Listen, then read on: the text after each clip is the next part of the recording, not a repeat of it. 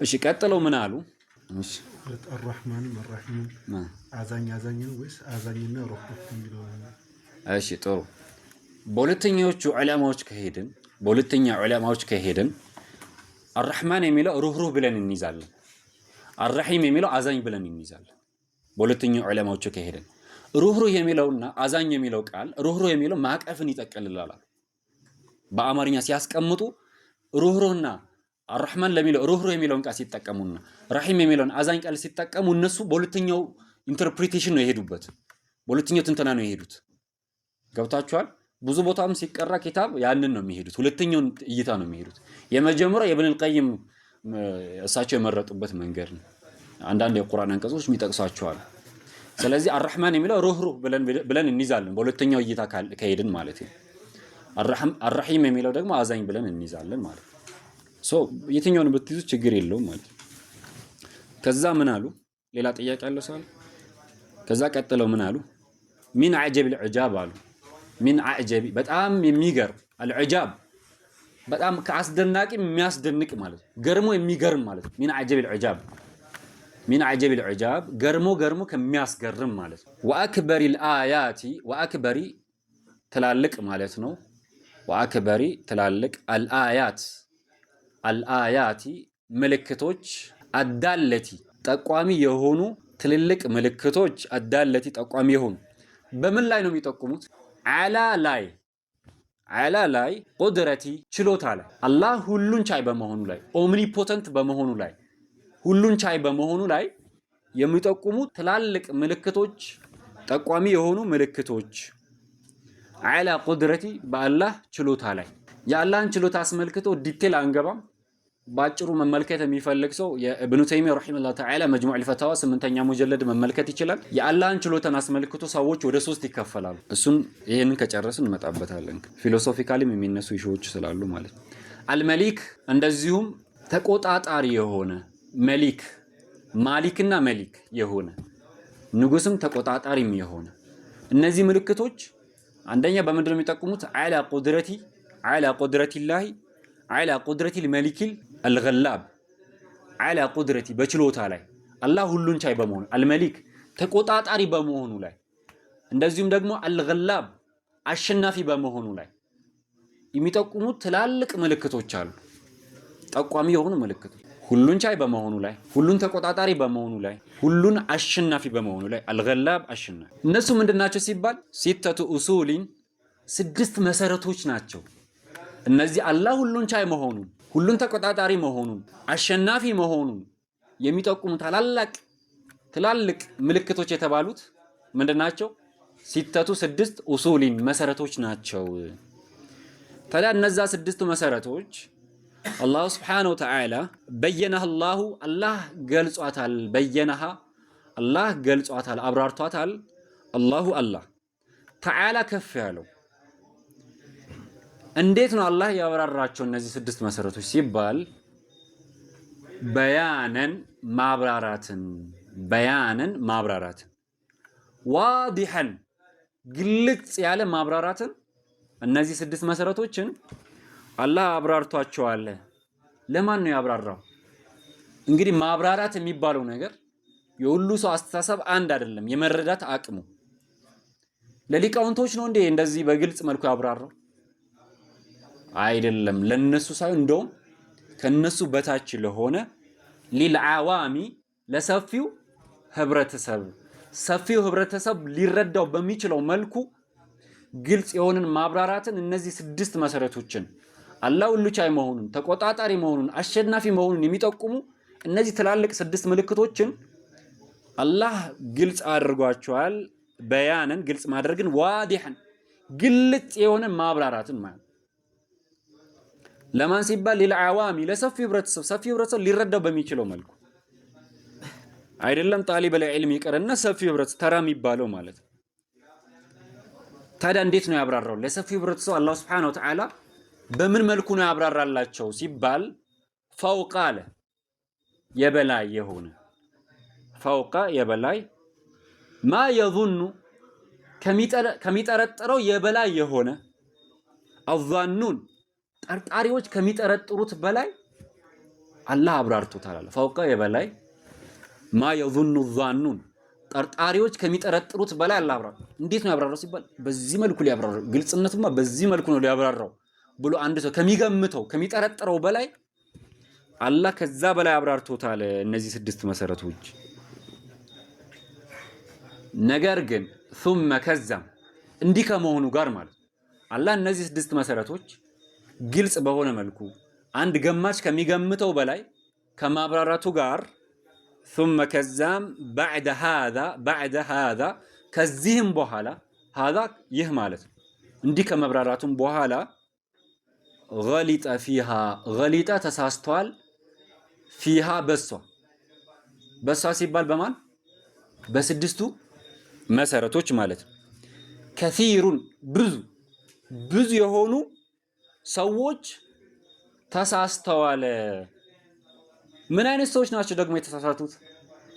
የመረዳት አቅም የሌላቸው ሰነፎች ምናምን ናቸው እንዴ ሲባል ከነሱ ይልቅ ሌላው እንደውም ጮሌና ብልጥ የሚባሉ ሰዎች መሆናቸውን ሚን አዝኪያ العالم አዝኪያ ጮሌ የሚባሉ العالم በዓለም ላይ ጮሌ ብልጥ የሚባሉ ሰዎች ብዙ ሰዎች غلط فيها በሷ ላይ ተሳስተዋል። ከሲሩን ብዙ ሚን አዝኪያ العالم ዓለም ላይ ህላወት አላቸው የሚባሉ ኤግዚስተንስ አላቸው የሚባሉ ጮሌና ብልጥ የሚባሉ ሰዎች ተሳስተዋል። ወዑቀላኢ እንደዚሁም በአስተሳሰብ ደግሞ ምጡቅ የሚባሉ ኢንቴሌክቹዋሊ ሃይ ናቸው፣ ግንዛቤያቸው በጣም ጥልቅ ነው የሚባሉ ዑቀላ የሚባሉ ሰዎች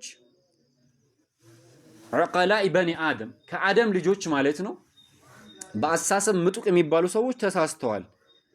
ኢላ ሲቀር ኢላ የሚለው ኢስቲስናእ ነው፣ ኤክሴፕት እንደማለት ነው። ኤክሴፕሽናል እያወጣ ነው። ኢላ ሲቀር አቀለ ቀሊል የጥቂትንም ጥቂት ሲቀር ብዙ ሰዎች ተሳስተዋል አለ። አሁን ይህንን መቱን በዚህ መልኩ ከተረዳን አንዴ ሪቫይዝ አድርግላቸዋለሁ። ከዛ ሼኹ በዚች ገርሙ የሚገርም ብለው ነው አይደል የተናገሩት። እዚህ ውስጥ 6 የተገረሙባቸው ጉዳዮች አሉ። እዚህ መትን ውስጥ አሁን ባወራነው ላይ ማለት ነው በ6 ጉዳዮች ላይ ተገርመዋል። ሚን አጀቢል ዑጃብ አሉ እጅግ በጣም ገርሞ የሚያስገርም ነገር ወአክበሪል አያቲ ከትላልቅ ምልክቶች አዳለት ጠቋሚ ከሆኑ ምልክቶች እነዚህ ጠቋሚ ምልክቶች የሚጠቁሙ ታላላቅ ምልክቶች የተባሉት በምን ላይ ነው የሚጠቁሙ ሲባሉ አላ ቁድረቲል መሊኪል ገላብ አላ ቁድረቲ በችሎታ ላይ በአላህ ሁሉን ቻይነት ላይ አልመሊክ ተቆጣጣሪ በመሆኑ ላይ አልገላብ አሸናፊ በመሆኑ ላይ ሲተቱ ኡሱሊን 6 መሰረቶች በየነህ አላህ አብራርቶታል። ተዓላ ከፍ ያለ በያንን ማብራራትን ዋዲህን ግልጽ የሆነ ማብራራትን አብራርቶታል። ሊልዓዋሚ ለሰፊው ህብረተሰብ እንዴት ነው ያብራራው ሲባል ፈውቀ ማ የظن ظانون ገማች ከሚገምተው በላይ አብራርቶታል። ثم بعد هذا ከዚህም በኋላ غلط فيها በሷላይም ተሳስቷል። ከሲሩን ብዙ ሚን አዝኪያ العالم ዓለም ላይ ወይ ምህላውት አላቸው የሚባሉ አዝኪያ ጮሌ ብልጥ የሚባሉ ሰዎች ተሳስተዋል። ወዑቀላኢ በኒ አደም ከበኒ አደም ወይንም ከአደም ልጆች በአስተሳሰብ ምጡቅ የሚባሉ ሰዎች ተሳስተዋል። ኢላ ሲቀር አቀለ ቀሊል የጥቂትንም ጥቂቶች ሲቀሩ ብዙዎች ተሳስተዋል። ሼኹ የተገረሙባቸው ጉዳዮች ከምንድን ነው የሚጀምረው ካልን ሚን አጀቢል ዑጃብ ካሉ በኋላ ወአክበሪል አያቲ አዳለቲ ዐላ ቁድረቲል መሊኪል ገላብ ካሉ በኋላ ሲተቱ ኡሱሊን ከዚህ ነው የሚጀምረው። የመጀመሪያው ሲተቱ ኡሱሊን እነዚህ ሰዎች በአጠቃላይ ማለትም ብዙ ሰዎች በአጠቃላይ ሳይሆን ብዙ ሰዎች የተሳሳቱባቸው ጉዳዮች ምን መሆናቸው? ሲተቱ ኡሱሊን ኡሱል መሆናቸው መሰረቶች ናቸው። ቅርንጫፋዊ ጉዳይ ላይ ሳይሆን መሰረቶች ላይ መሳሳታቸው ሼኹ ከተገረሙባቸው አንድ ውስጥ ነው። ተገርሟል አይደለ? ገርሞ ከሚያስገርም ብለዋል። ከተገረሙባቸው ጉዳዮች ውስጥ አንደኛው የመጀመሪያው በኡሱል ጉዳዮች ብዙ ሰዎች መሳሳታቸው። ሌላኛው ደግሞ ቀጥሎ በየነህ አላሁ ተዓላ በያንን ዋዲሐን እነዚህ 6 መሰረቶች ደግሞ አላህ ግልጽ የሆነ ማብራራትን ማብራራቱ ሁለተኛው ያስገረማቸው ጉዳይ ነው። ሁለተኛው ግልጽ የሆነ ማብራራቱን ነው ያስገረማቸው ማለት ነው። ሊልዓዋሚ ፈውቀ ማ የዙኑ ዟኑን ገማች ከሚገምተው በላይ ثم بعد هذا ከዚህም በኋላ ገሊጠ ፊሃ አዝኪያኡል ዓለም ላይ ጮሌ ዑቀላ በአሳሰብ ምጡቅ የሚባሉ ሰዎች መሳሳታቸው በዚህ ጉዳይ ላይ ከተገረሙባቸው ውስጥ አንዱ ነው። ሶስተኛው ጉዳይ ማለት ነው። ሶስተኛው ይህ ነው ማለት ነው። ሶስተኛው ምንድነው የጠቀስነው? ጮሌ ኦር ደግሞ በአሳሰብ ምጡቅ የሚባሉ ሰዎች መሳሳታቸው። አራተኛ ደግሞ እውነትን የገጠሙ ሰዎች ኢላ አቀለል ቀሊል ብለን አይደለ የጥቂትንም ጥቂት መሆናቸው ከተገረሙባቸው ውስጥ ነው በአራተኛ ደረጃ የጠቀስነው ማለት ነው።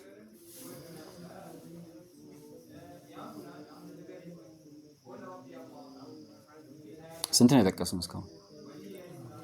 አራት ነው አይደለ?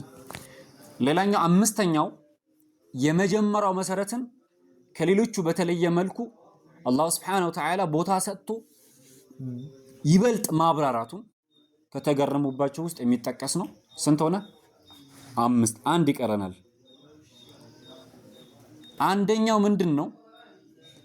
ጮሌ ብልጥ መሆን ብቻው እውነትን ለመቅጠም ወደ እውነት ለመድረስ በቂ አለመሆኑና ሁሉ ነገር በአላህ ቁጥጥር ስር የሚያልፍ መሆኑን ካስገረማቸው ጉዳዮች ውስጥ ነው።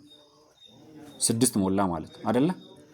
የመጀመሪያውን ሪቫይዝ ላድርግላችሁ ከመጀመሪያው أنه لا أحد يوافق إلى الحق إلا عن طريق القدر الملك الغلاب ማንም ይሄ አላህ Subhanahu Wa Ta'ala ሁሉ ቻይ ተቆጣጣሪ አሸናፊ ነው ብለን አይደለ?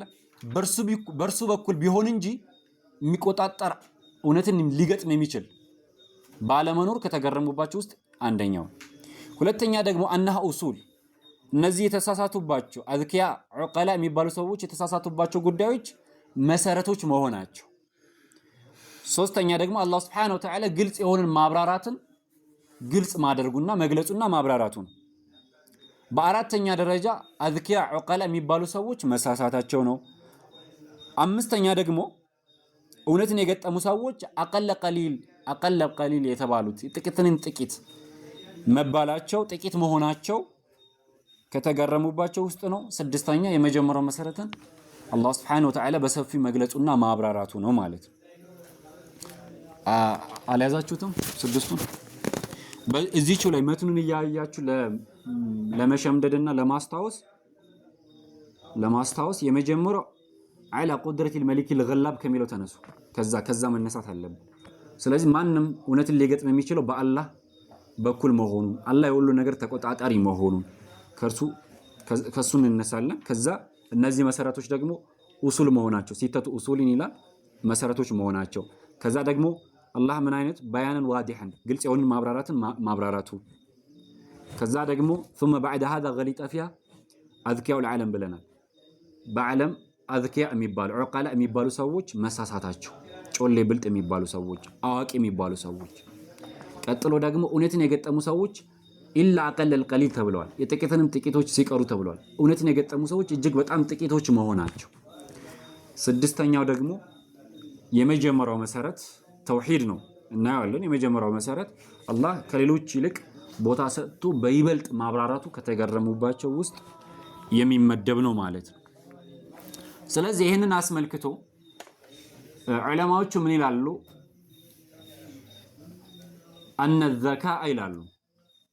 አነ ዘካአ ጮሌ ብልጥ መሆን እውነትን ለመቅጠም በቂ ሰፊሸንት አይደለም፣ በራሱ በቂ የሆነ ነገር አይደለም ይላሉ። ዑቀላ